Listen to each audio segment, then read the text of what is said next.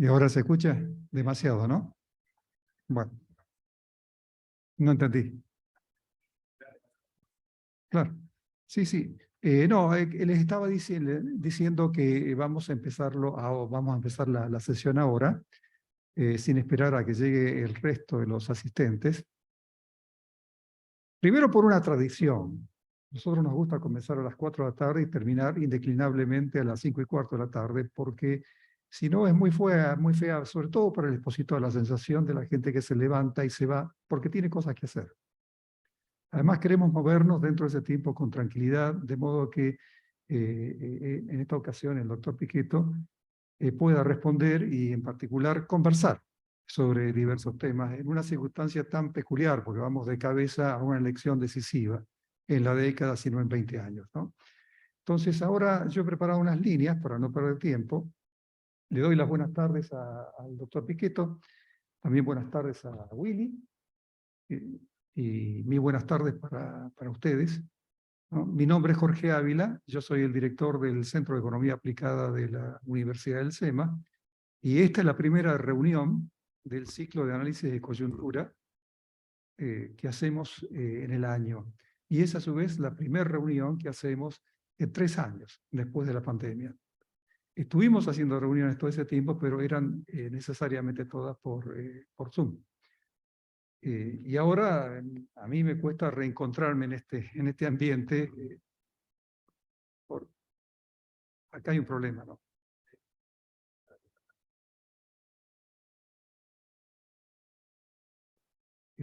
Bueno, como les digo, es la primera reunión después de la pandemia y...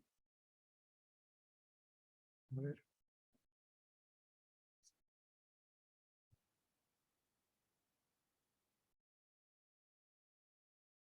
Y es la primera reunión que hacemos en este auditorio renovado. Al lado está SEGBA, hubo una filtración de agua y esto se llenó de agua hasta el techo, hubo que reconstruirlo íntegramente. O sea, nos lo arruinaron. Después nos indemnizaron, pero realmente es la primera reunión en este auditorio, tal como lo ven ahora, ¿no? Hubo un destrozo. Bueno, el ciclo de análisis de coyuntura es una secuencia de reportajes a distinguidos economistas, políticos e intelectuales del país. En esta ocasión, nuestro entrevistado es el doctor Piquetto, ¿no? Y el doctor Piquetto va a hablar sobre las elecciones 2023 y qué hay en juego. Y más específicamente sobre estos 4 temas que tengo acá. Primero, la interna de Juntos por el Cambio y el papel de Mauricio Macri. Segundo,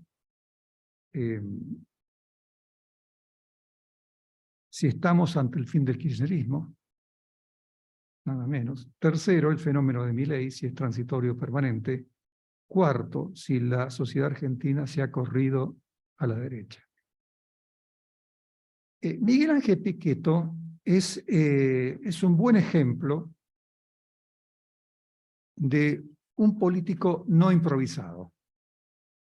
No diría un político full time, sino un político full life. Es un hombre que se ha dedicado toda la vida a la política. Es un hombre que ha recorrido metódicamente el cursus honorum de la política. La traducción del latín es el curso de honores de la política.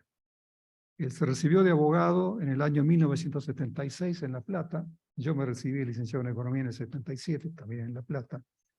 Y noten ustedes, fue concejal de Sierra Grande entre el 83 y el 87. O sea, no bien inaugurada la democracia, él ya fue concejal. Fue intendente de Sierra Grande entre el 85 y el 87. Fue legislador de la provincia de Río Negro por 2 periodos, entre el 89 y el 93. Fue diputado de la Nación por 2 periodos, entre el 93 y el 2001. Fue senador de la Nación por 3 periodos, entre el 2001 y el 2019. Fue presidente del bloque justicialista en la Nación entre el 2002 y el 19.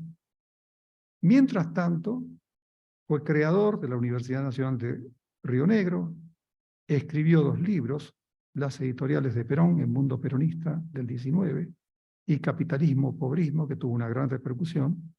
El título completo es Capitalismo, Pobrismo, esa es la cuestión, publicado en el 21. En el 21 fue candidato a vicepresidente de la Nación de Juntos por el Cambio, y desde el 21 es presidente del partido Encuentro Republicano Federal, cual proclamó su candidatura presidencial en el día de ayer. El entrevistador es Guillermo Laborda, conocido por nosotros por Willy Laborda. Él se graduó de licenciado en Administración de Empresas en la UCA, luego obtuvo una maestría en Economía en esta universidad.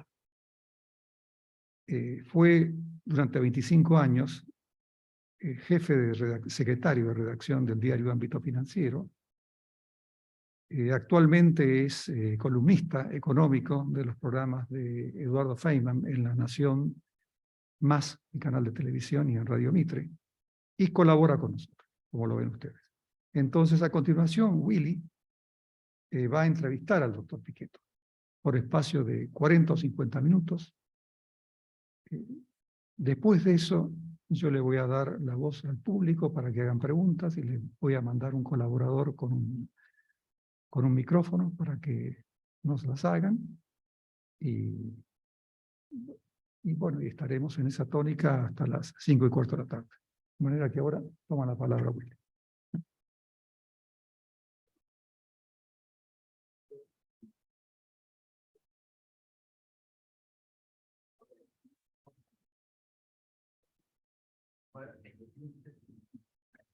Bueno, fresquito el lanzamiento, entonces qué mejor momento para este evento.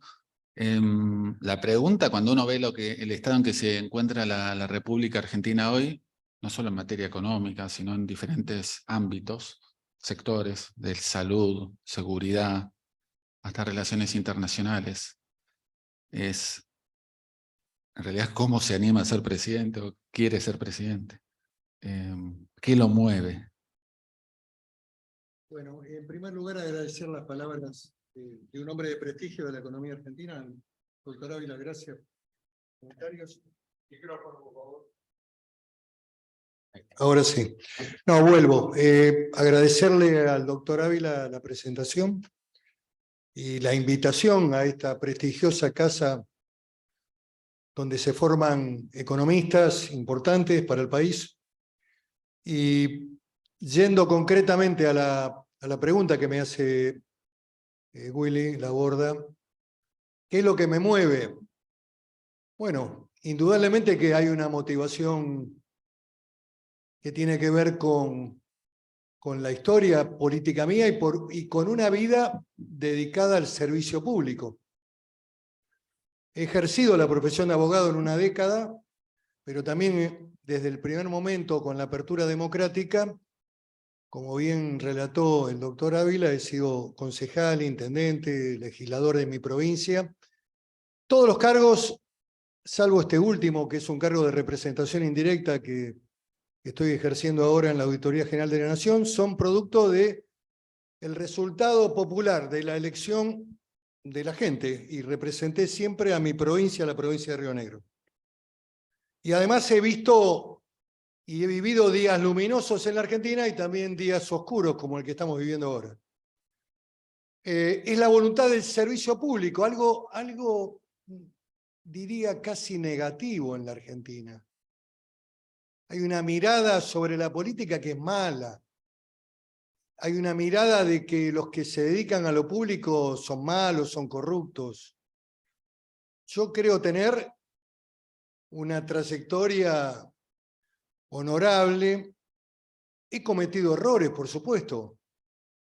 Tal vez en el Congreso he votado leyes que después tuvieron resultados negativos, pero en el balance, el amor, el afecto por el pueblo y fundamentalmente por la visión que tengo de la Argentina, creo que vale la pena el intento de presentarme como candidato a presidente, como precandidato en Juntos por el Cambio, dentro de la coalición opositora que he decidido integrar a partir del momento en que el propio Mauricio Macri me convocó a ser candidato a vicepresidente de la Nación. Y que si hubiéramos tenido mayor quizás dedicación en la primaria, hubiéramos estado en el balotaje y hubiéramos impedido lo que siempre dije durante la campaña electoral.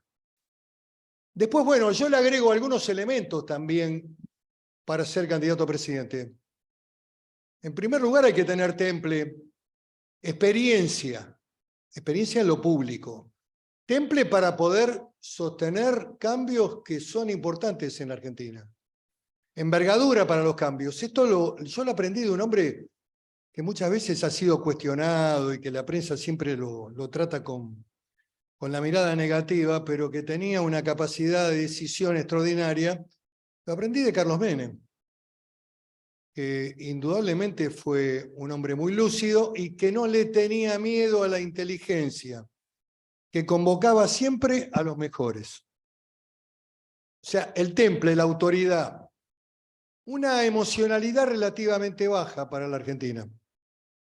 Estabilidad emocional, pero bajo nivel de emocionalidad. ¿Por qué? Porque el esquema argentino, cada vez que hay procesos altamente emocionales de la plaza, terminan siempre en un desastre. Malvinas es un ejemplo tremendo de esto, de la emocionalidad argentina, o de la cuarentena interminable argentina, en donde todo se hace de manera exorbitante y se carece de equilibrio para poder gobernar el país. Racionalidad, componente racional, experiencia. Conocimiento de lo público, conocimiento del Estado. Porque creo tener estos atributos, estoy como precandidato de Juntos por el Cambio, Willy. Y también para aportar debates al contenido del programa. Yo creo que la etapa esta no se puede mentir. Creo que hay que tener una visión realista de la economía, de las cosas que hay que hacer en la economía argentina, pero también creo que si la Argentina aplica políticas correctas, la Argentina sale. Tengo una mirada esperanzada del destino argentino. Claro, hay que poner en marcha la potencialidad de la Argentina con reglas de juego que permitan inversiones, retiro de utilidades y la garantía de que los litigios se van a litigar en extraña jurisdicción, porque el país en esta etapa primera va a necesitar recuperar la confianza.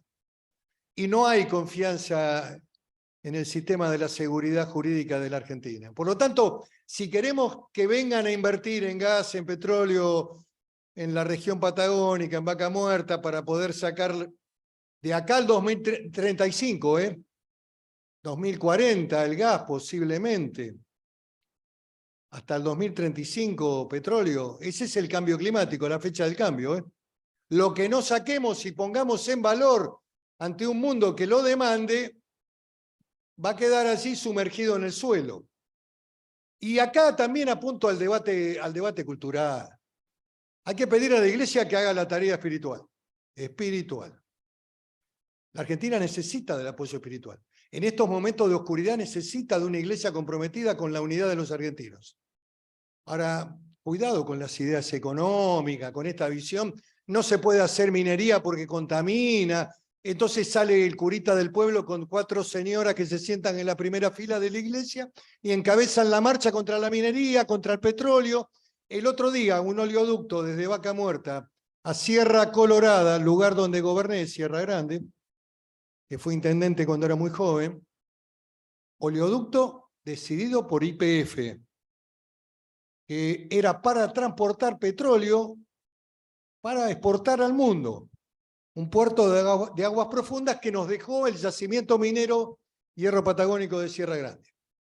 Yacimiento que lamentablemente tuvo que cerrar en el marco de las privatizaciones que hubo en la Argentina, donde lógicamente el hierro que se producía en la Argentina era muy caro comparado con el brasileño, entonces bueno.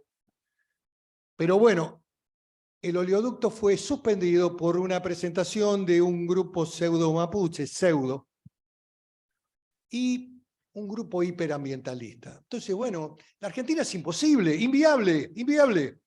Hay que tener una corte que tenga acompañamiento y la visión de Estado. No una corte adicta para soltar gente que ha cometido delitos. Estoy hablando de una corte que comprenda el proceso de cambio que tiene la Argentina. Y yo creo, en este sentido, que hay que ampliarla. ¿Por qué? Porque los cambios estructurales que la Argentina demanda requieren de acompañamiento. Si se va a abordar una reforma del Estado, requerís que los jueces de la Corte tengan la conciencia de lo público para acompañar las políticas de reforma, de reestructuración del Estado, de reforma del Estado. Si ocurre un hecho como el que les cuento, hace de esto 30 días, 30 días, un juez federal de General Roca detuvo el oleoducto, lo detuvo con esta cautelar. Si ocurre un hecho como este, la Corte tiene que pedir un persalto, un pum, y resolverlo por cualquier proyecto que se pare. Inmediatamente hay que recuperarlo rápidamente con una Corte que esté con el compromiso del crecimiento y el desarrollo argentino y la inversión productiva. ¿Qué propicio? Un capitalismo productivo.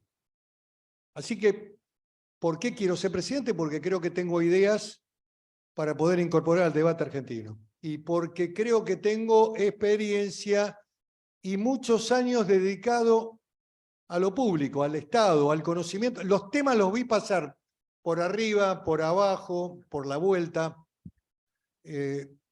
Conozco también de los errores y también creo que puedo tener certeza de cuál es el camino de salida para la crisis argentina. Miguel Ángel, en los últimos, hasta la idea desde el 2013 en adelante, estuvimos viendo todo lo opuesto de lo que usted menciona como capitalismo productivo, salvo el paréntesis de la gestión de Juntos por el Cambio. Podemos decir, justo hoy precisamente hay un acto en pocas horas, ¿podemos decir que estamos viendo el fin del kirchnerismo? A mí me parece que hay un fin de ciclo, indudablemente, porque este modelo, desde el punto de vista político, ha fracasado. Fundamentalmente este periodo del presidente Alberto Fernández ha sido realmente un mal gobierno, uno de los peores temas para la democracia, para la credibilidad del sistema democrático, es precisamente el mal gobierno. Siempre cito a un pensador y político francés que ha escrito su último libro que se llama El mal gobierno. El mal gobierno. Él también había hablado de la crisis de representación. Su primer libro abordaba la temática de la representación y la devaluación de la representación política. Gente sin experiencia, sin conocimientos adecuados, sin formación educativa, que llega a cargos en el Congreso, en fin. Todo esto lo hemos visto, cómo se deteriora la decadencia de la vida pública argentina. Pero bueno, Rosanvallon se trata, es francés, Pierre Rosanvallon, que habla de que no hay nada peor para la credibilidad, para el sistema de credibilidades del Estado democrático que un pésimo o un mal gobierno, como ha sido este. El gobierno de Fernández no solamente ha sido un pésimo gobierno, sino que ha debilitado la autoridad presidencial.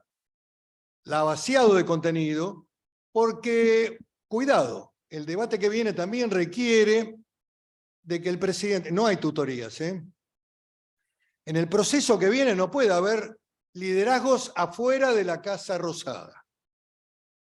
También es una reflexión para Juntos por el Cambio. A ver, el liderazgo político tiene que coincidir con el liderazgo presidencial. Porque esta experiencia ha sido tremendamente frustrante, porque yo recuerdo mucho el 2019 y la campaña. Además, no es que era divino, que yo tenía una bola de cristal y que iba a saber lo que efectivamente iba a pasar con este gobierno. Simplemente conocía a las personas y había estado cerca en el proceso del gobierno y sabía también los temperamentos, las personalidades. Me parecía poco probable que la vicepresidenta perdiera la centralidad en la toma de decisiones, por su personalidad, por su característica.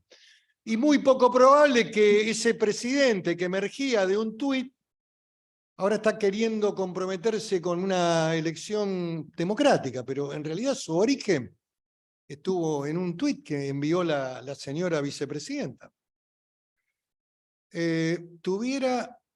No tenía legitimidad de origen, pero bueno, podría haber construido la de ejercicio. En el ejercicio del gobierno podía haber ido generando marcos de confiabilidad. Creo que incluso tuvo un momento realmente muy importante, donde la gente lo vio como un líder. Tal vez ahí en el inicio de la cuarentena, que podría haber durado 90 días. 90 días. A toda máquina, 90 días. La cuarentena es algo que se implementó en la Edad Media, que no había ni vacuna, ni antibiótico, ni nada, y entonces cuando venía una peste, en la Edad Media se aislaban por 40 días. Acá tuvimos un año de cuarentena, destruimos todo. Destruimos la economía, hicimos todos los instrumentos que provocaron hoy esta inflación desbordante, la devaluación, todo esto lo hicieron con este gobierno de epidemiólogos, con todo el respeto que puedo tener por la actividad profesional de los médicos, pero a ver, si la conducción de un Estado está en manos solamente de una especialidad que no conoce cómo funciona un Estado, estamos perdidos. Y además el resultado de este proceso, que nadie quiere volver a revisar, la Argentina tiene algunas cosas en el subconsciente, los argentinos en general, yo también la tengo, de tratar de dejar de lado las cosas que son perturbadoras, frustrantes. No hablar de ello.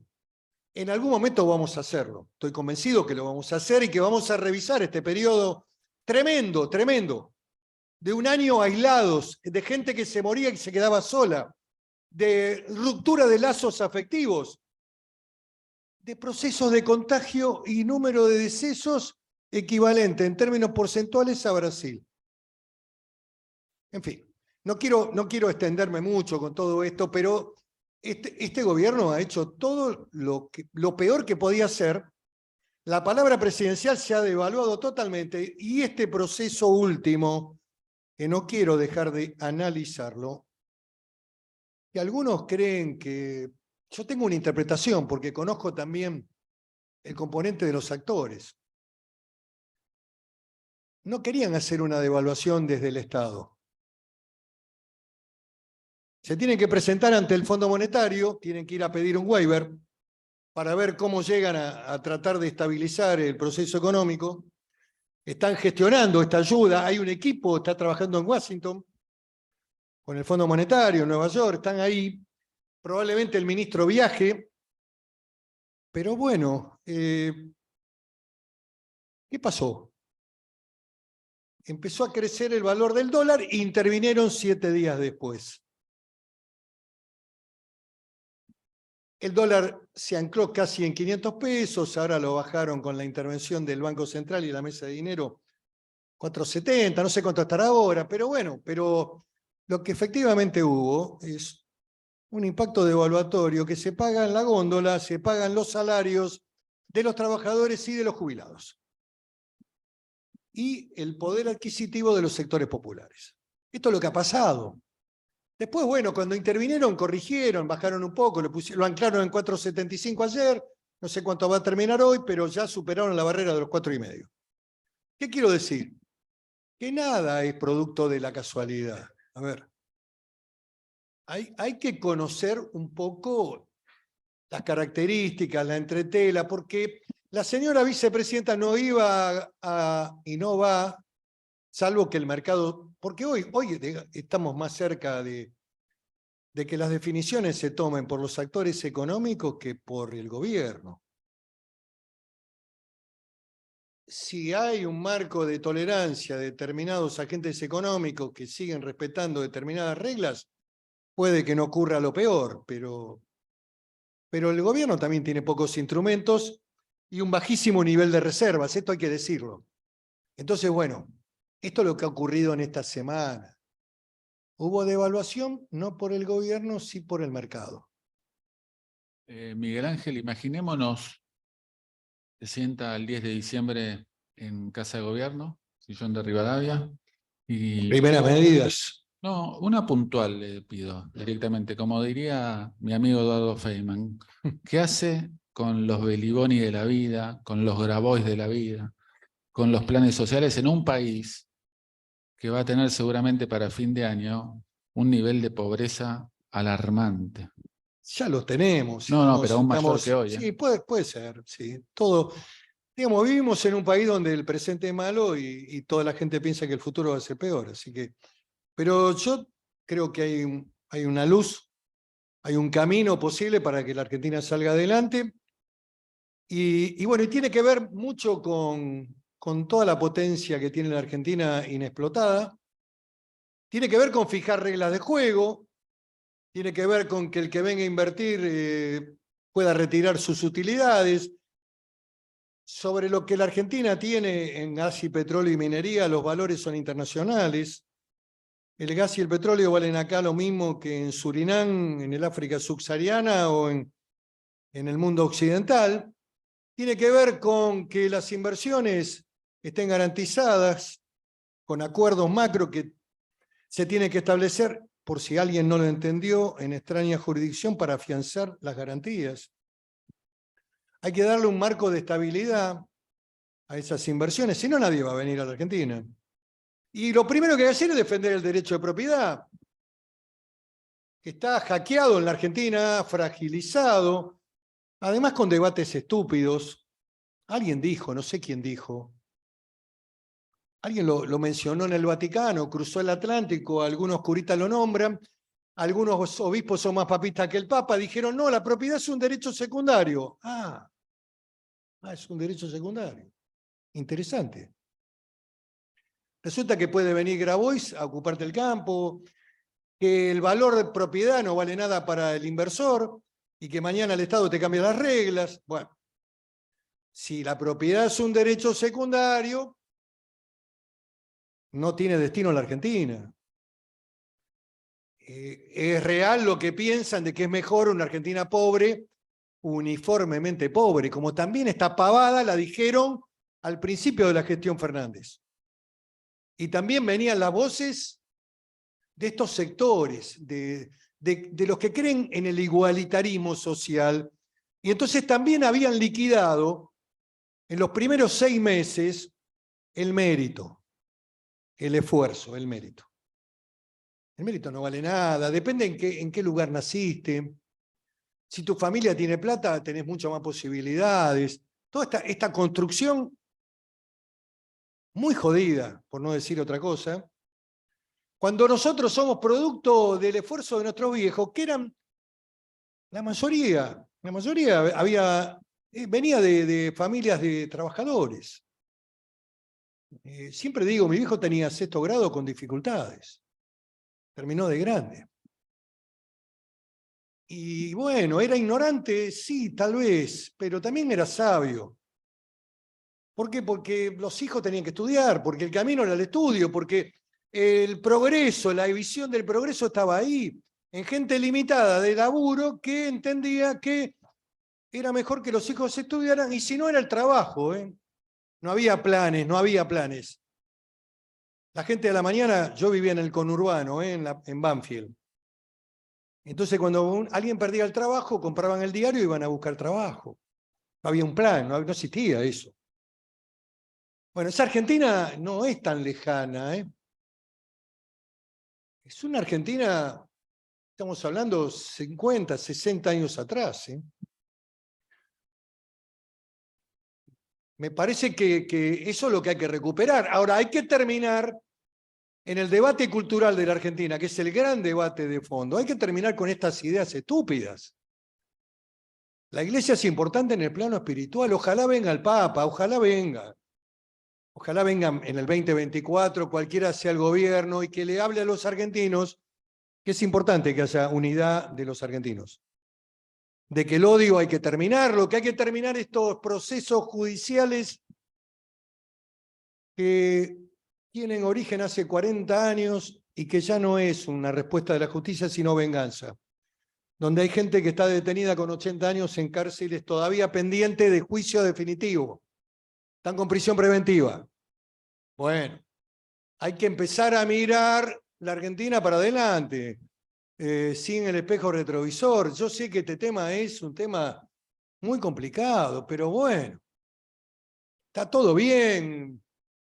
Que los derechos humanos son un elemento central de la vida democrática, hay que respetarlos y tener siempre vigente esa mirada dirigida Ahora, los derechos humanos son los derechos de la oportunidad laboral, son los derechos de la mujer de tener el mismo sueldo que un hombre en igual tarea, son los derechos de la mujer de ingresar en el mercado laboral. Esos son los nuevos derechos humanos.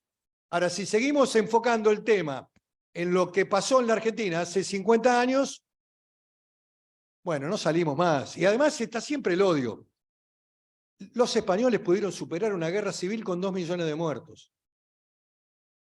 Siempre lo digo, los españoles hicieron el gran acuerdo para que España entre en la modernidad, entre a la Comunidad Europea, haga el pacto de la Moncloa, y lo hicieron tipos que fusilaron de los dos bandos.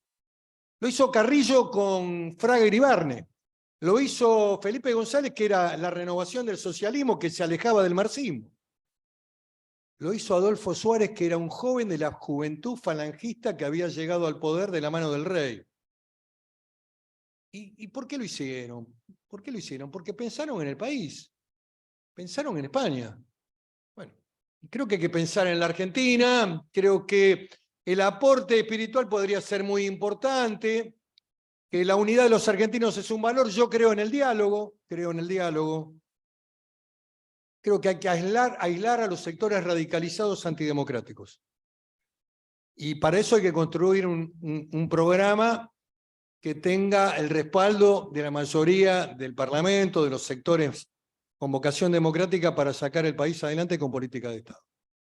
Miguel Ángel, toquemos el tema inseguridad. El otro día también el programa de Eduardo Feynman, estaba él hablando con una argentina que estaba viviendo en París y le respondió que se había ido, para mi sorpresa, no por la situación económica, sino por la situación de inseguridad que atraviesa la Argentina. ¿Cuál es su plan? Y me gustaría que dé su visión sobre el avance del narcotráfico en estos últimos años. Bueno, es indudable que esto ha sido un proceso de fuerte debilitamiento del Estado democrático y del valor del Estado, de la pérdida del valor justicia. También aquí hay que hacer un análisis respecto al Poder Judicial y al garantismo. La Cámara de San Martín, hace 48 horas, acaba de liberar a un delincuente, le dio prisión domiciliaria y no le puso ni siquiera pulsera porque no había. Bueno, esta filosofía del garantismo, tanto policial como también judicial, ha agrandado y consolidado el mundo delictivo en la Argentina, donde nadie paga. El otro día detuvieron a un ciudadano boliviano de apellido Gampier en el Mato Grosso. Lo detuvo la Policía Federal brasileña. Era un narco que se dedicaba al transporte desde Bolivia de cocaína, que tiraba desde las avionetas en campos de la Argentina, provincia de Buenos Aires, Rosario, cerca de Iberlucea. Lugares despoblados que tiraban la cocaína. Muy bien, lo detienen a Gampier, ciudadano boliviano, nacido en Bolivia, todo bárbaro. Cuando le piden los documentos a Gampier, saca un documento nacional argentino. Extraordinario. Extraordinario. La Argentina es un país que ha deteriorado el valor del documento y del pasaporte argentino. Cuando vas a cualquier lugar del mundo, te lo miran con sospecha. ¿Por qué? Porque cualquier personaje delictivo tiene documento nacional y pasaporte argentino. Este sujeto narco,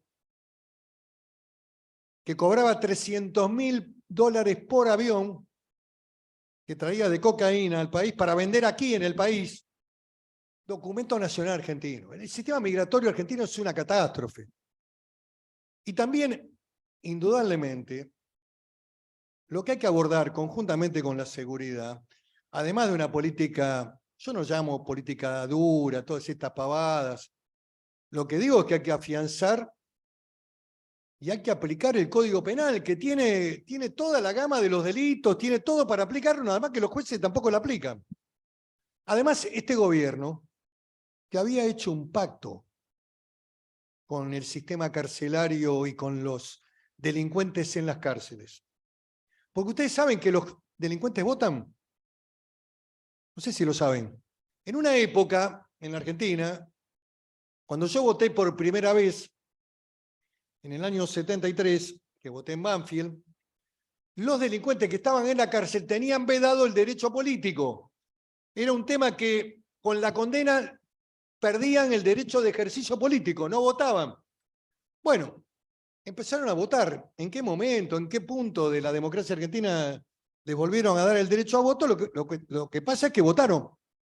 Y el kirchnerismo, ustedes recuerdan que había armado el batallón militante, había operado sobre las cárceles argentinas. ¿Saben cómo salió el resultado en el año 2019? 80-20. Y había un compromiso de liberarlos, y les vino como anillo al dedo la pandemia. La pandemia fue el motivo. Liberaron 5.000 delincuentes peligrosos en la provincia de Buenos Aires con un fallo de la Cámara de Casación Penal que estaba integrada por un solo juez, el doctor Biondini. Extraordinario. Impresionante. Salieron narcos, asesinos, delincuentes, violadores, porque se iban a contagiar de COVID. Esto ocurrió, pero ocurrió en todas las jurisdicciones y también ocurrió en la justicia nacional. Entonces, el agravamiento de la inseguridad, todo esto tiene que ver con las dificultades económicas, con la pérdida del valor del empleo, con que el Estado te paga el plan, con que estás desocupado todo el día y podés hacer un complemento como dealer o como salís de culata, salís armado a robar, con una moto, nadie controla nada. Bueno, también acá en la ciudad se ha fragilizado. Yo tengo una mirada crítica respecto a la pérdida de la Policía Federal en la ciudad. Yo nunca lo hubiera hecho. La Policía Federal tenía inteligencia criminal en la ciudad. Y tenía una experticia, un conocimiento muy profundo de lo que eran las calles de la ciudad de Buenos Aires. Pero bueno, el gobierno y la autonomía, la policía propia, yo creo que hay una gran fragilidad.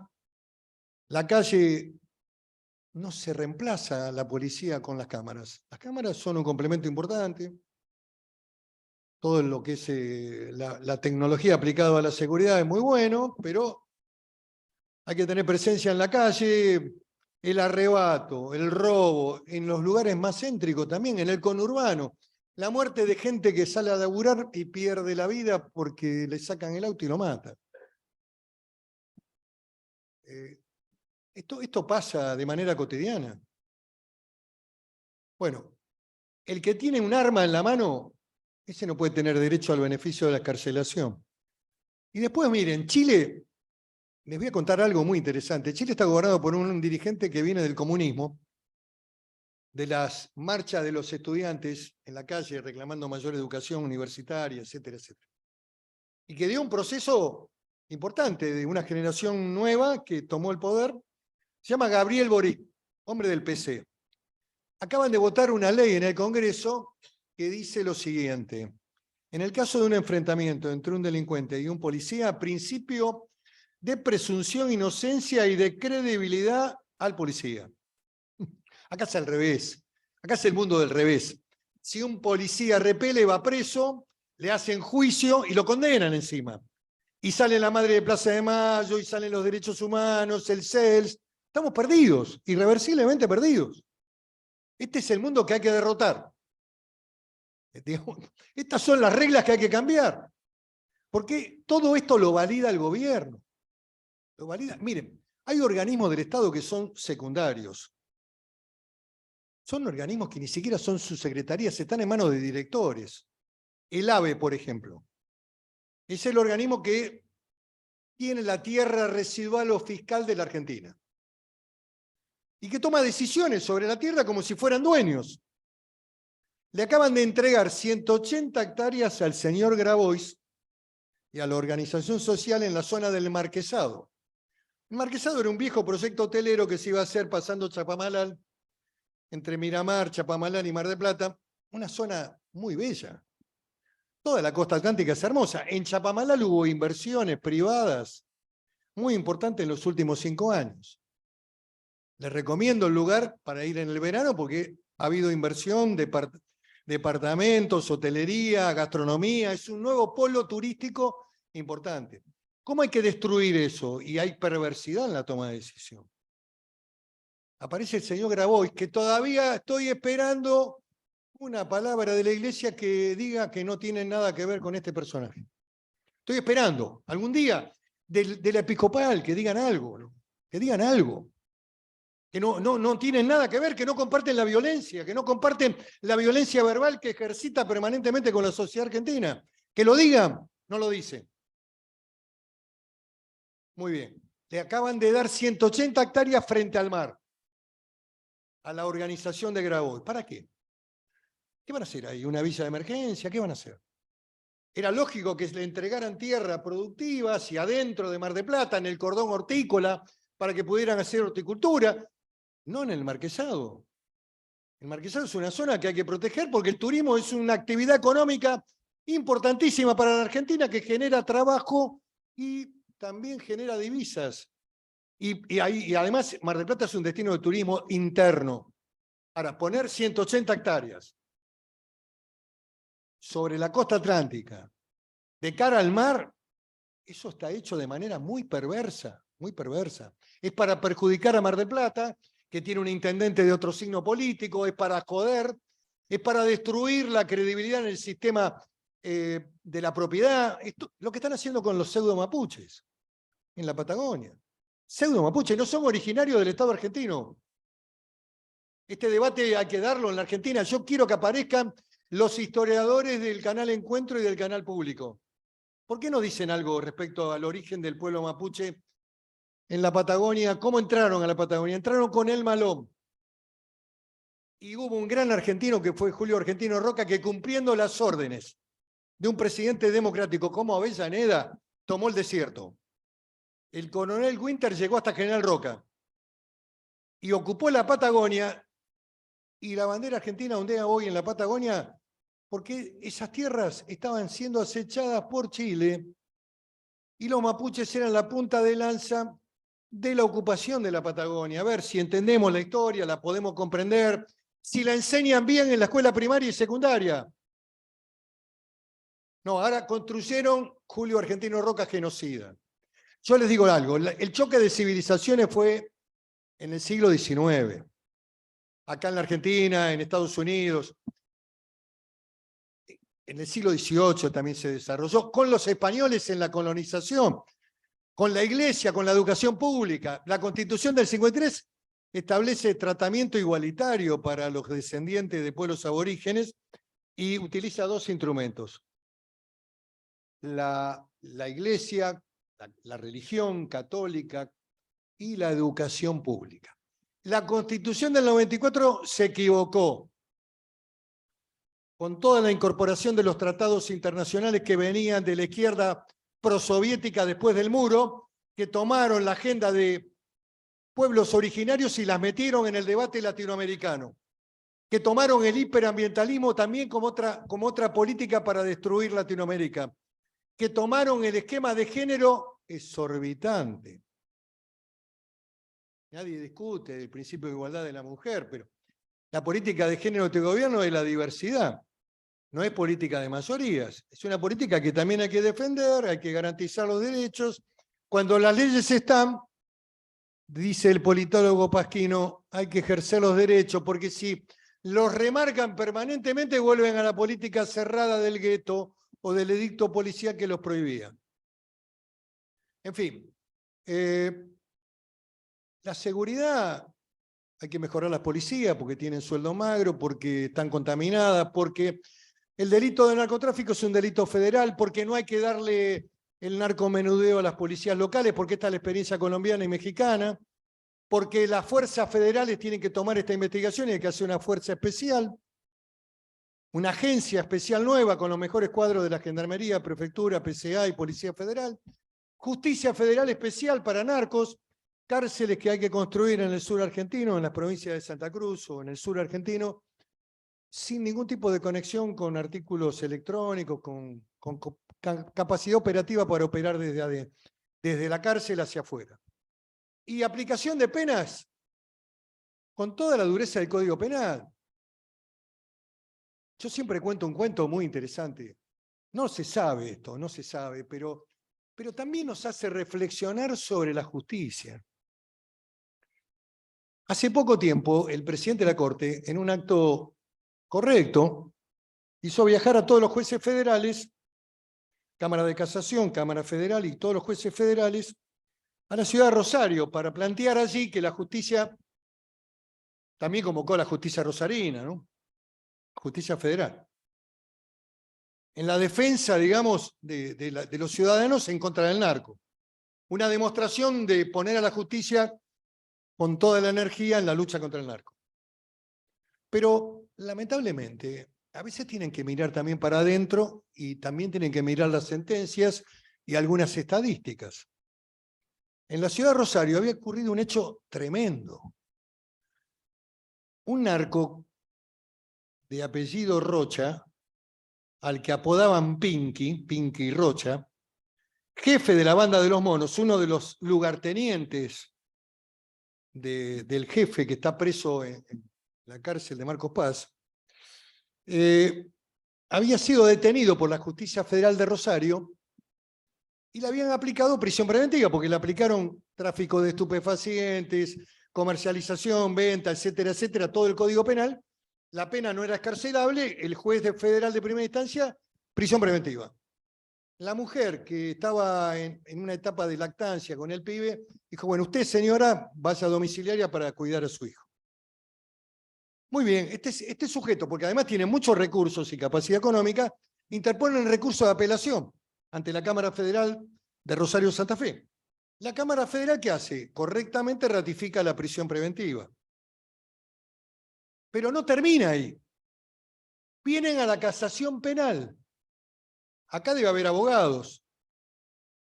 En general, la casación penal interviene cuando hay sentencia definitiva. Porque ha causado gravamen y ha causado estado. Pero acá entró la casación penal. Significativa. No voy a nombrar la sala porque no quiero hacer de esto una cuestión personal. Incluso son gente que está renombrada en el fuero penal. La casación abre el recurso y le otorga la prisión domiciliaria a Pinky Rocha. Extraordinario. Un narco de la banda más dura de los monos que tenía prisión preventiva en primera instancia, en la Cámara en segunda instancia, la Cámara de Casación, que debe intervenir frente a sentencias definitivas, interviene en una sentencia provisoria, que es la prisión preventiva, una instancia provisoria, y le dice prisión domiciliaria. Muy bien. Pinky Rocha vuelve a Rosario. Termino con esto, ya termino, no quiero aburrirlos, pero es muy interesante y subjetiva esta historia. Pinky Rocha vuelve a Rosario y con la mujer que estaba en concubinato deciden hacer un casamiento. Deciden casarse. En lugar de hacer algo humilde, con el registro civil, arman una gran fiesta narco en la localidad de Iberlucea, donde invitan a todas las bandas de los monos. Hacen una fiesta al estilo Escobar Gaviria. Medellín. Increíble. Bueno, a esa fiesta van todos narcos, todos delincuentes, todos con autos 0 kilómetros. En Iberlucea, una localidad cercana, en un country de Iberlucea que se alquila para fiestas. Y va Pinky Rocha, es el gran anfitrión, es Escobar. Recibe a todos los amigos narcos, una cosa extraordinaria. Fiesta durante toda la tarde y noche, hasta la madrugada. Va una pareja con su criatura, que era integrante de la banda de Alvarado, y van a pedir protección porque había habido un ajuste de cuenta en esa banda y los querían liquidar.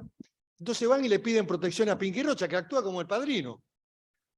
Claro, los ven en la fiesta y les avisan por teléfono a la otra banda, y cuando salen de la fiesta a las 6 de la mañana los acribillan y los matan a la pareja, al hombre, a la mujer y a la nena. Esto ocurrió. Claro, Pinky Rocha en libertad, ni siquiera tenía pulsera, no estaba haciendo prisión domiciliaria, nadie lo controlaba y hizo una fiesta narco. Y acá todo el mundo siguió, nadie explicó nada. Está muy bien la tarea de la Justicia Federal, el presidente de la Corte, pero muchachos, tienen que hacer autocrítica también. Miren un poquito para adentro qué está pasando. ¿Por qué hay estos fallos? ¿Por qué aparecen estos fallos frente a narcos comprobados, delincuentes y asesinos que matan y que los dejan en prisión domiciliaria? Terminé. Miguel Ángel, última pregunta por mi parte antes de pasar a las preguntas del público. Y la quería focalizar en política exterior, que también, a mi juicio, ha sido un desastre también en los últimos años en la gestión del kirchnerismo. Puntualmente hoy lo que me preocupa es el acercamiento a China. Ayer de hecho se activó, o se reactivó una vez más, Con los yuanes. con los yuanes. Sí. En primer lugar, me Dice que gustaría, va a ser de aplicación parcial, pero Sí. igual es una señal pésima.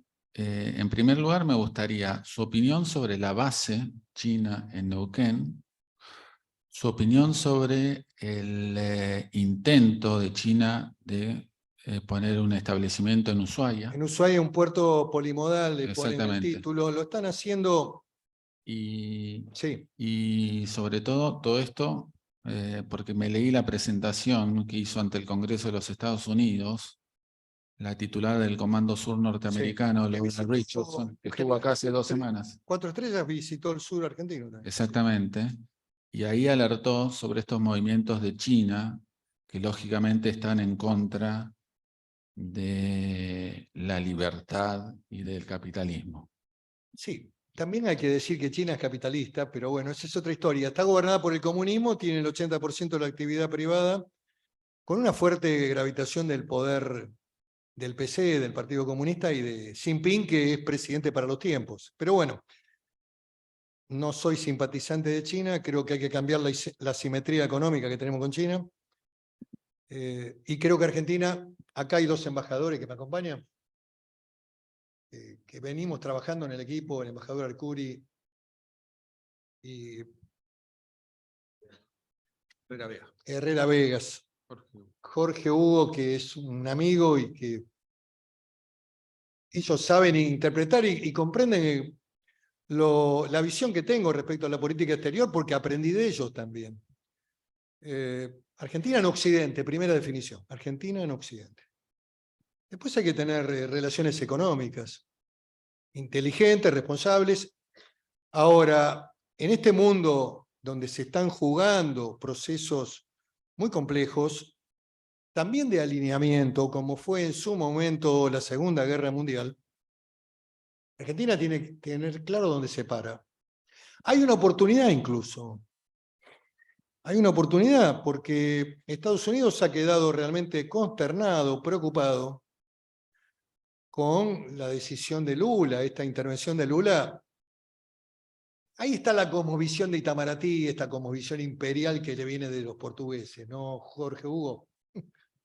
Negro, compartís esto, ¿no? Itamaraty cree que es un imperio, entonces pueden mediar, pero bueno, pero lo llevan al error a Lula, ya lo llevaron también con anterioridad. Cuando venía Ahmadinejad a Caracas, Lula iba. Néstor Kirchner, que no era tonto, nunca fue. Nunca se juntó con Ahmadinejad. Hubo un montón de reuniones en Caracas donde estaban los líderes de Brasil, Bolivia, Ecuador, Correa, el Evo Morales, y iba Lula. Equivocadamente iba. Pero bueno, nosotros queremos que la política exterior tiene que cumplir el pacto democrático. Argentina tiene que estar vinculada con Occidente, con una integración comercial, los embajadores trabajando para vender. Hay que venderle al mundo, sí, hay que venderle con relaciones pragmáticas. No hay que comprometerse, hay proyectos que son muy complejos. Este proyecto del puerto polimodal. El gobierno argentino cree que son tontos en Estados Unidos. Creen que la inteligencia americana no funciona. Lo disfrazan detrás del gobernador Melella. Lo usan de fronti al gobierno de Tierra del Fuego. Lugar que nunca debería haber sido provincializado. Esta es una interpretación mía. Como tampoco haber eliminado el colegio electoral que le dio todo el poder al conurbano. Pero bueno, pero la provincialización fue una resolución de Menem porque era el último espacio territorial que faltaba, pero nunca habría que haberlo provincializado, porque es un estado, un lugar, un enclave federal importante para haber mantenido en la esfera del Estado Nacional. Estratégico, tiene que ver con el estrecho, tiene que ver con todo lo que significa, digamos, la conflictividad, tiene que ver de cara a la Antártida, pero bueno, ya se hizo. Y bueno, aparecen gobernadores como este que quieren hacer un puerto polimodal para atender barcos chinos y para que lo quieren hacer con capitales chinos. Y acá también aparecen algunos empresarios argentinos que no han salido a desmentir su participación. No han desmentido su participación. Y son los empresarios más prebendarios de la Argentina. Yo cuando veo que la aduana controla las importaciones, el único lugar de fantasía que hay en la Argentina es Tierra del Fuego. Es un lugar maravilloso, un mundo feliz, donde hay dos grandes empresarios que responden a visiones políticas que parecerían que están enfrentadas, pero el mundo es de ellos. El mundo es de ellos. La Argentina pone ahí un gasto fiscal impresionante. Bueno, esto también hay que terminarlo, pero bueno. Me parece que este tema es un tema de cuidado.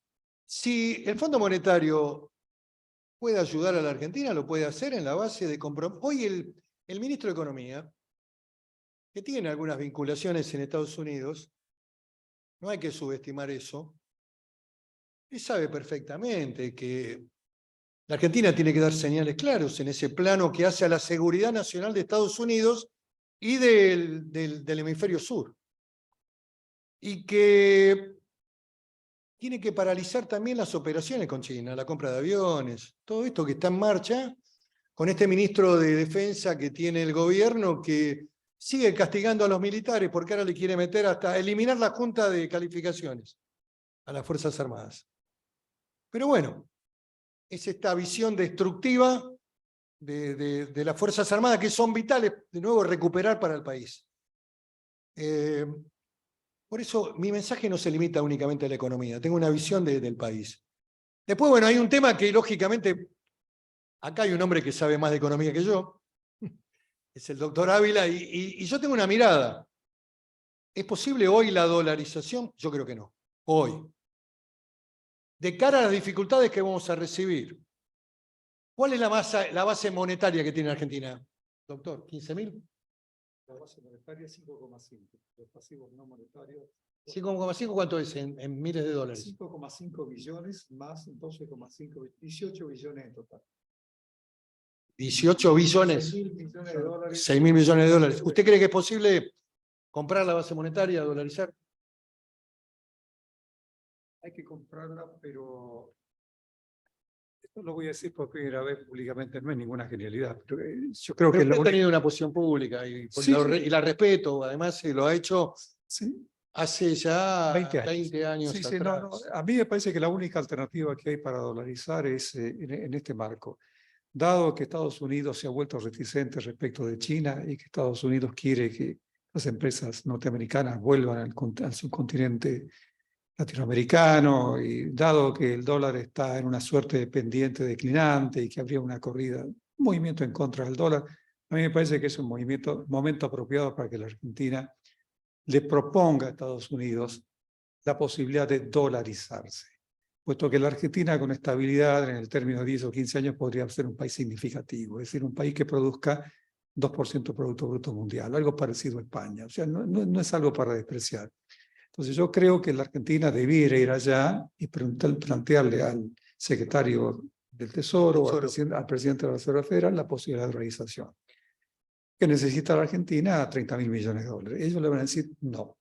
No porque es política norteamericana, no respaldar, porque eso deberíamos estar respaldando a todo el mundo. Tampoco le vamos a pagar, señor Eje. No. Entonces uno debería decir, bueno, dado el contexto, dado que lo necesitamos, dado que nosotros los ahorramos a ustedes, también es una ayuda para nosotros, ¿cuánto nos pueden dar? Pongámosle 3.000. Bueno, está bien, aceptamos 3.000. Más el oro, 6.000. El resto, ¿qué se hace? ¿Qué haría yo? Yo les pediría a ellos apoyo para ir a Wall Street y pedir un préstamo hipotecado o garantizado por una fracción de Vaca Muerta o de los salares de litio del norte. Ahí estamos en otro mundo, claro. Bueno, entonces yo, un préstamo hipotecado, si no lo pagamos, ellos venden el paquete a empresas norteamericanas que lo explotarían y yo les aseguraría a esas empresas que podrían exportar sin aranceles, les garantizaría estabilidad tributaria y les garantizaría un tipo de cambio único, nada más. Y bueno, con eso usted tiene 30.000 millones de dólares y puede hacerlo a un tipo de cambio de 600 pesos. Y se saca un problema encima. ¿Se da cuenta? Se saca un problema encima. Todo, ¿eh? Saca el pasivo, es una buena idea. me parece poco factible en lo que significan las primeras acciones de un nuevo gobierno, con una crisis estructural de la Argentina. Yo le digo la verdad, doctor, tengo una visión pragmática de la economía. Los instrumentos de una política económica pueden cambiar. Siempre creo en la necesidad de que la moneda tiene que tener un anclaje. La moneda argentina, en el momento de la estabilidad, tuvo un anclaje al dólar, el gobierno del doctor Menem. Y fue un periodo de estabilidad bastante importante. Después, tal vez, cuando Brasil sale de la convertibilidad, deberíamos haber salido. Ahí habría que a lo mejor haber devaluado. Brasil, con Fernando Henrique, devalúa un dólar, 3 australes. 1,3. Perdón, eran reales. Sí, real. En ese momento eran reales, la moneda de Brasil era reales, 1,3. Esa es la primera devaluación de Fernando Henrique Cardoso. La Argentina, digamos, también se enamora de los instrumentos. La convertibilidad se convirtió también en un cepo que no permitía el desarrollo y el crecimiento. Me parece que la primera etapa no da para eso. Yo creo que hay que poner al Banco Central en un esquema de total autonomía. Hay que generar una señal la primera semana del nuevo gobierno con algunas leyes que marquen el camino. Lo que usted plantea respecto al Vaca Muerta, al tema de la proyección minera, yo creo como usted que hay que dar un marco de garantías y de seguridades y la mirada de un acuerdo con Estados Unidos, inversiones, garantías, todo eso forma parte del mundo que hay que construir. Yo estoy de acuerdo.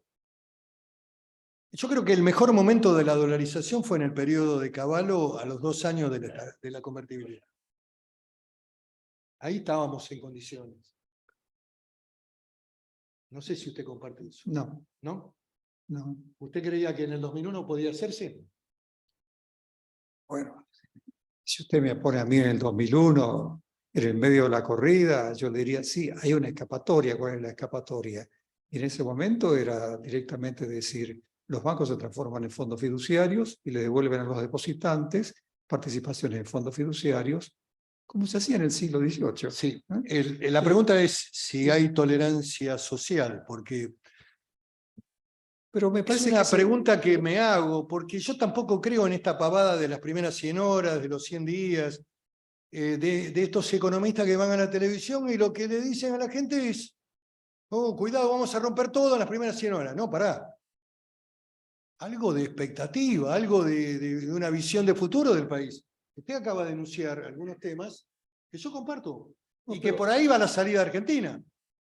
Por ahí va el camino de la Argentina. Ahora, si usted le augura el apocalipsis de la construcción política, dejamos de ser opción y alternativa. Esto es lo que yo digo, la construcción de un mensaje político y una economía real, pragmática, para aplicar a la coyuntura. Después, en el camino también se pueden evaluar otro tipo de medidas. bueno, dado que usted es tan generoso, No. yo nunca he debatido, yo tengo por norma no debatir con... No, pero yo no quiero debatir con usted. Porque Yo creo que su aporte a este espacio lo privilegia usted, es usted el que tiene que hablar. Pero como pero... usted es un hombre amable y un hombre abierto, entonces yo me tomo el atrevimiento. No, pero además me enriquece escucharlo también. Lo que pienso. Usted ha mencionado 2 cosas, me ha dicho muchas cosas, pero hay 2 cosas que a mí me parece recalcar y me gustaría que todos ustedes, y en particular usted, que es un hombre importante, que es un hombre de Estado y que va a gravitar. Si gana Juntos por el Cambio, de todos modos va a gravitar. O si usted gana la presidencia, ahora o en el futuro. Hay 2 cosas importantes. Usted ha hablado del objetivo del Banco Central Independiente. ¿Usted cree que es posible en la Argentina un Banco Central Independiente? No me responde todavía. ¿Usted cree que es posible un Banco Central Independiente en un año como 2001, con un ministro enardecido por la urgencia de pagar bonos por $2.500 millones de dólares y que encajó obligatoriamente, mano militar, con un revólver en la sien a los bancos argentinos, $2.500 millones de dólares en los bonos, en los encajes, que fue Cavallo en el mes de abril-mayo? Esos bancos, meses después en la corrida, tenían que devolver bonos en vez de devolver encajes. ¿Usted cree que es posible un banco central independiente cuando el amigo Kirchner estatizó las FJP? Yo creo que no. Yo Definitivamente creo- no. Segundo. Puede ser. Lo que No, usted no, dice. no, estoy La conven- experiencia histórica yo estoy demuestra- convencido está más no. cerca de lo que usted afirma. Yo creo que si hay Banco Central, hay devaluación e inflación. Estoy seguro. Convencido. Eso, obviamente, la revalidación siempre es empírica, por supuesto. Pero segundo, en cuanto a la convertibilidad, usted dice, habría que ir a una convertibilidad. La diferencia única que hay entre convertibilidad y dolarización. La convertibilidad fue un patrón dólar. Como el oro fue un patrón oro en el siglo XIX. ¿No? Ambas se puede devaluar. Y se devaluó de la noche a la mañana. Hubo una juntada en el Congreso, se devaluó. Ya se lo comenté. En la dolarización, la reversión es mucho más difícil. Hubo una crisis social donde, bueno, también a veces la pérdida de herramientas de un gobierno, la pérdida del valor moneda, es un dato. Nosotros no somos Surinam, ni tampoco El Salvador. Pero no lo vea como una pérdida de instrumentos porque usted me suena a machinea. No lo vea así. Véalo como una restricción. Es una restricción. Bueno, claro, es para ponerle una disciplina a los argentinos que son gastadores. Bueno, entonces estamos de acuerdo. Pero sí. piensa en el caso de la primera ministra finlandesa, en el caso de la primera ministra de Nueva Zelanda. ¿Qué hicieron en el COVID? La ministra Dijeron, finlandesa. regla de caja. Pero No se gasta.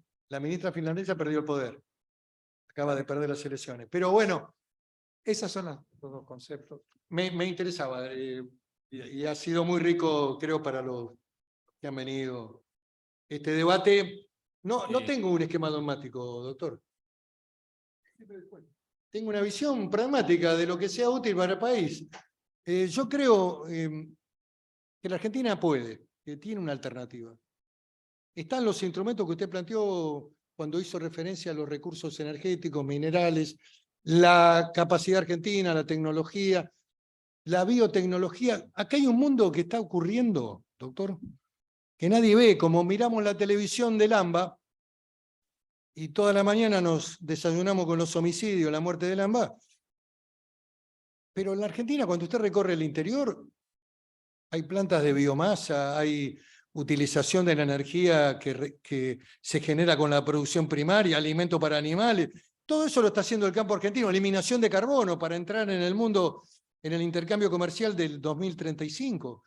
Y la actividad privada productiva de la Argentina tiene capacidades y talentos. Yo creo que se puede tener un país diferente, pero bueno.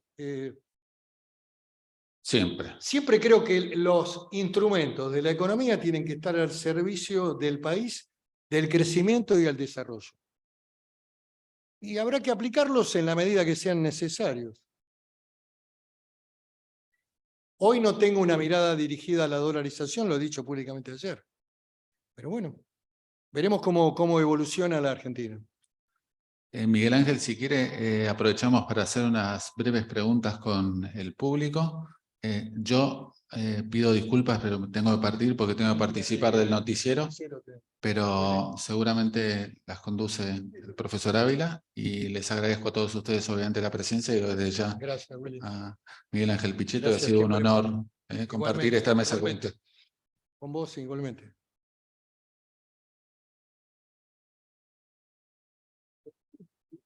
Sí. Se les voy a pedir que cuando hagan la pregunta, que la pregunta vaya al punto, que sea concreta, sin discurso. Ese es un privilegio mío. Usted no tiene discurso. La pregunta directa. Hola, buenas tardes, doctor. ¿Cómo le va? Usted ha dicho públicamente en muchas ocasiones que Juntos por el Cambio, como alianza electoral, debería tener una única narrativa, una identidad y hasta incluso un programa electoral en común. ¿Se han avanzado en esta materia? Sí, en el marco programático estamos avanzando. Creo que hay coincidencia de las 4 fundaciones, estamos trabajando bien. Hay una visión económica, política internacional, seguridad. Creo que estos temas están bastante bien. Creo que hay mucho ruido y tiene que ver con algunos eventos que en la política no son neutros. La renuncia del presidente actual a su eventual candidatura es un hecho de una importancia impresionante, porque vacía de todo contenido al poder presidencial. Que él sostenga que va a dedicarse a gobernar, nadie lo cree realmente. De que la etapa que viene es una etapa de irrelevancia y que van a aparecer en los verdaderos espacios de poder del gobierno. Ahora, la renuncia de Mauricio Macri también lo es. Si había un liderazgo consolidado, porque el poder presidencial y el conocimiento internacional de Macri, por encima del saldo de errores o de aciertos, Macri tenía y tiene un reconocimiento en el mundo. No había que encontrarle la identidad. El mundo sabía que si él iba a ser candidato a presidente iba a ir por determinado camino. Pero hoy, bueno, hay que generar un proceso de primarias en la construcción de un nuevo liderazgo con autoridad que va a emerger del voto democrático. Esto es lo que estamos tratando de construir. Y esto tiene ruidos, ¿por qué? Porque no hay reglas, porque no hay un espacio para dirimir los conflictos, porque a veces hay dudas hasta en la ampliación de la coalición. Ayer, por ejemplo, un hecho importante, José Luis Esper se sumaría a la coalición Juntos por el Cambio, y a mí me parece valioso que un sector del liberalismo argentino se sume a la coalición, que pueda también ser parte del debate económico, del debate político que vamos a tener de aquí a la primaria y de aquí a las elecciones. Porque siempre en política es mejor sumar que restar, en fin. Son algunas definiciones que están en la génesis de la política. Pero bueno, todavía esto no se ha concretado, esto tiene todavía un proceso de tiempo. Tampoco hay que dramatizar, es mucho peor lo que pasa en el gobierno. Pasa que, bueno, los medios también agigantan este tema. Y después, bueno, hay una centralidad también en lo nuevo, en lo disruptivo, que aparece, digamos, desde la antipolítica. Hay motivos para que ese pensamiento esté, pero tampoco es ajeno a lo que pasa en países como España, como Italia, donde los sectores, digamos, más anárquico-capitalistas, libertarios, tengan una visión más de derecha, más extrema, Vox, etcétera, etcétera, etcétera. No creo que les dé para gobernar, creo que no podrían gobernar tampoco, porque para gobernar hay que tener mayoría en el Congreso. Y eso se logra con la acumulación de 2 o 3 elecciones, no con una sola. Juntos por el Cambio, si gana la elección presidencial, estaría en condiciones de tener mayoría en ambas cámaras. Y luego, lógicamente, hacer un marco de alianza con sectores democráticos puede permitir mayor volumen. Y eso podría permitir modificaciones o decisiones más estructurales, más de fondo. Pero siempre está la posibilidad. Lo que uno quisiera no es siempre lo que ocurre en política. La Argentina tiene una estructuración corporativa que está anclada en el año 1950. Es una visión de sectores que no son solamente los sindicales, cuidado. Porque uno cuando habla de corporación cree que son las corporaciones de los sindicatos. Porque viene de la etapa, digamos, de la etapa del fascismo italiano. El corporativismo en Argentina son otras corporaciones. Están las económicas, están las industriales, están las de medios, están todos. Y todos defienden su propio espacio. Yo lo que veo también un agravante hoy en la política argentina, que es la municipalización de la política.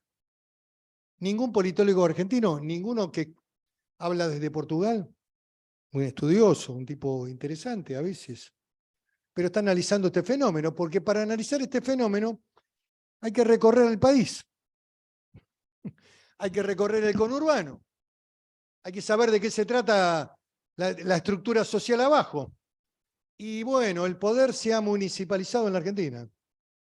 La micropolítica vale más que la macropolítica del Estado-Nación. La Constitución del 94 cedió los recursos naturales a las provincias. Y algunos gobernadores que hacen negocios con la renovación de los contratos impiden la minería porque le tienen miedo a 4 manifestantes. impiden la minería. En Argentina produce minerales, tenemos los minerales del cambio climático, litio, cobre, níquel, plata, y solamente exportamos por 3.500, 4.000 millones. Chile exporta casi 50.000.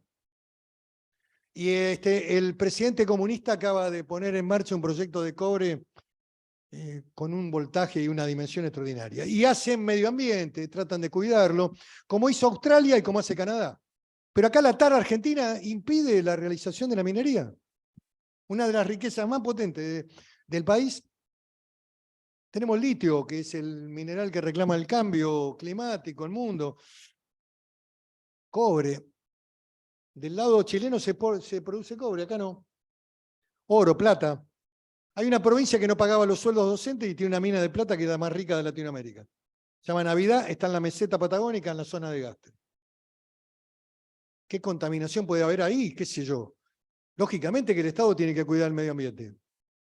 Pero hay que salir de estas taras culturales, donde a veces la iglesia también está metida. No soy monotemático. Yo analizo los temas. ¿Por qué? Porque la Laudato Si tiene toda una impronta hiperambientalista. Es bárbara. Para los países que ya hicieron el desarrollo. Ahora, Argentina tiene todo un potencial sumergido que lo tiene que poner en valor. Así que bueno, este debate hay que darlo con todo. Me parece que es la posibilidad de mejorar en la Argentina, de generar trabajo, servicios, empresas. Sin empresa no hay trabajadores. Hay que modernizar las normas laborales. No sé si te contesté. Allá hay muchas. Sí, buenas tardes. Le pido disculpas, doctor Ávila, porque a lo mejor hago una introducción, pero me parece que corresponde para hacer la pregunta previamente, uno debería decir más o menos lo que está viendo en toda esta charla. Y he visto, lamentablemente para mí, y creo que para todo el público, que la parte económica y la parte política de liberales argentinos tienen diferencias y diferencias bastante profundas. Esto me hace pensar que llegar a hacer un acuerdo en la Argentina va a ser muy difícil. Bien, ahora voy a la pregunta, y yo lo escuché al doctor Pichetto decir algo que no lo escuché a ninguno de los candidatos a presidente o políticos que andan pululando por todas las radios y televisión y los medios argentinos. Le he escuchado decir con relación a nuestra Constitución Nacional y fundamentalmente a los convenios por los cuales Argentina, los convenios internacionales, que están supra Constitución Nacional. Entonces acá va la pregunta para el doctor Pichetto. Concretamente, ¿es necesario hacer una denuncia de todos esos convenios para después empezar a hacer una nueva constitución de una nación que tiene que entrar de hecho y de derecho al siglo XXI, donde todavía estamos hablando del siglo XIX? Me parece algo realmente, realmente muy patético. Así que bueno, la pregunta está hecha. Gracias. Bueno, sí, comparto que habría que denunciar algunos convenios internacionales que nos comimos todos esos convenios en la Constitución del 94. Para eso habría que cambiar la Constitución, porque tienen, como usted dice, contenido supra. Pero bueno, algunos pueden ser decididos por el Congreso también. Yo creo que hay que atreverse.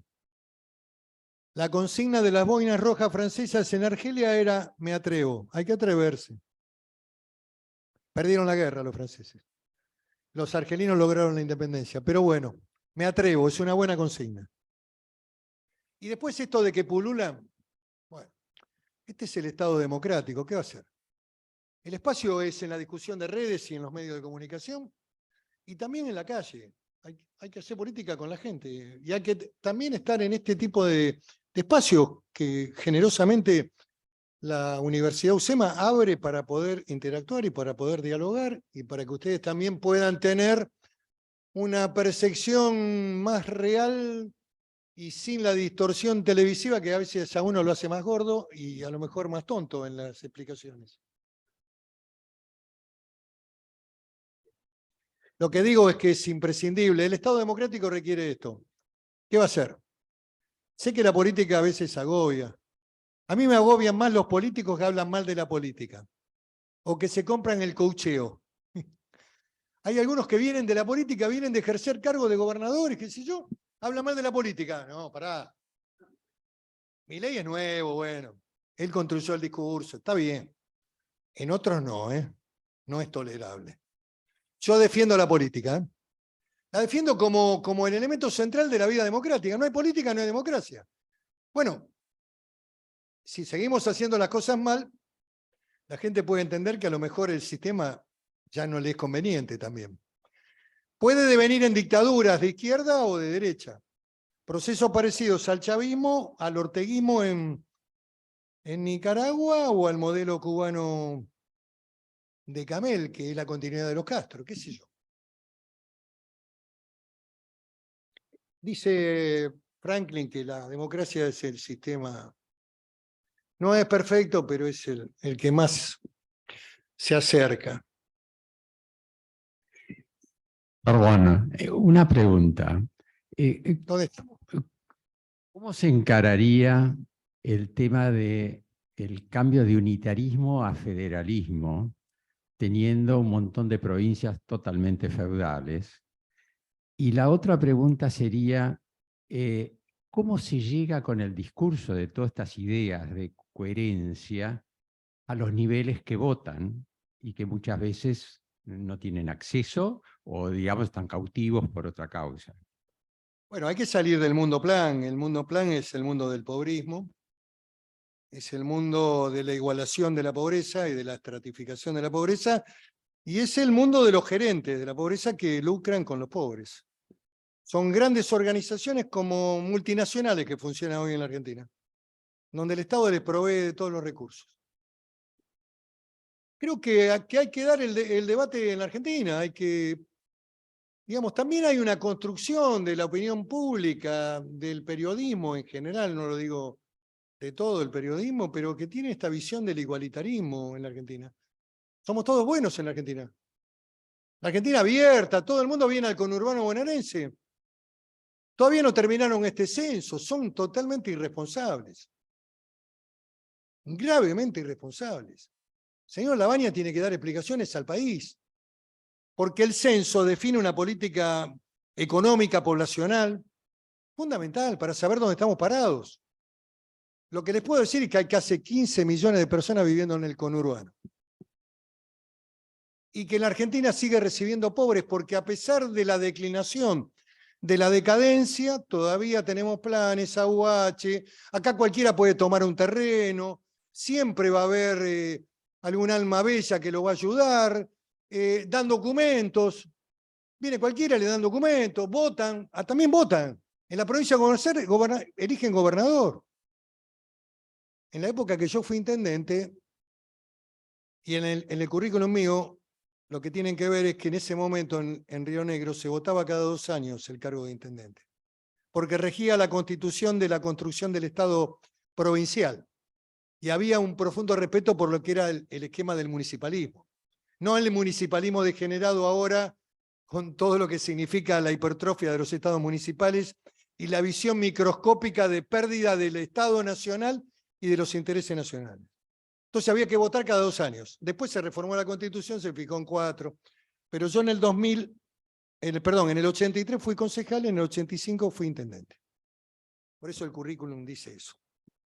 Después se modificó la Constitución en el año 88, que fue la anticipación de toda la reforma de la Constitución Nacional, porque ahí vinieron todos estos instrumentos europeos. Consejo de la Magistratura, Contraloría, Auditoría, toda esta historia del defensor, todo esto son creaciones, digamos, tomadas del sistema político institucional parlamentario europeo. que no iban y que eran cuerpos extraños y que lo siguen siendo en el sistema de la Constitución americana que tenía en la Argentina. Pero bueno, eso daría para otra charla. Lo que creo es que es posible, en la medida que haya un debate de fondo en la Argentina, donde todos tengamos conciencia y que en las universidades dejen de correr por izquierda. Todas las universidades argentinas están tomadas por la izquierda prosoviética. Bueno, no, esta es una universidad de prestigio, tiene una visión económica, es una universidad privada también, pero estoy hablando de las universidades públicas, especialmente en la carrera de la licenciatura, de una carrera que no existía en mi época, porque en la Universidad Nacional de La Plata, donde estudió el doctor, y yo estudié, en ese tiempo estaba la carrera de periodismo. Ahora inventaron la carrera de licenciatura en comunicación social, que es una carrera loable también, pero la visión de la construcción de esos profesionales es por izquierda. La gravitación del mundo gramsciano en la Argentina y la mirada de la izquierda gravita en todas las decisiones económicas que se toman. Por eso también el gobierno expresa este modelo casi castro-chavismo con una mezcla de catolicismo, como dice Lori Sanata, que en realidad Lori Sanata también se copia de mí. Yo fui el primero que habló de la iglesia. Sanata después toma este tema y habla del Papa jesuita, pero en realidad en la Argentina a mí me decían, no te metas con este tema. ¿Cómo te atreves a poner en duda la palabra papal? Bueno, a los debates hay que darlos. Tienen su riesgo, pero bueno, hay que darlos. Y yo lo que creo que si se construye un mundo, una visión capitalista enfocado hacia el trabajo, hacia la producción, hacia que, bueno, el mérito es importante, el valor del esfuerzo, de nuevo, nada te es dado, tenés que lograrlo, tenés que esforzarte, bueno, ese mundo hay que recuperar. No, el del igualitarismo protochavista, el de, es mejor que habían dicho, lo vuelvo a repetir porque es interesante, en un momento del año 2016, de 2020, en el medio de la cuarentena, decían que era mejor que la Argentina fuera pobre, uniformemente pobre. Muy bien. Y el mérito no era bueno. Estas son las ideas estúpidas de este gobierno que termina tristemente, triste, solitario, final. Un libro de Soriano, aplicable a ni el tiro del final te va a salir. Aplicable a esta realidad política de este proceso que está terminado, pero que hay que ganar la batalla cultural, ¿eh? Las ideas todavía subsisten. Ustedes lo ven en el mundo cultural, en el mundo de los artistas, en el mundo de la cultura, de los cantantes. No todos, no todos. Pero han impregnado, han ganado esa batalla, ¿eh? Hay que dar la vuelta. Pero yo creo que la Argentina va a poder hacer eso. No sé, creo que estamos terminando. Sí, exactamente. Le agradezco Creo mucho, que doctor correcto, Ávila. sí. La verdad, le agradezco sus palabras y haberme permitido esta oportunidad de poder interactuar con profesores, estudiantes y con gente que ha venido a la reapertura. Seguramente por acá van a pasar un montón de hombres también y mujeres de la política y creo que esto va a ampliar el debate. Así que muchas gracias, doctor. Muy amable, muchas gracias.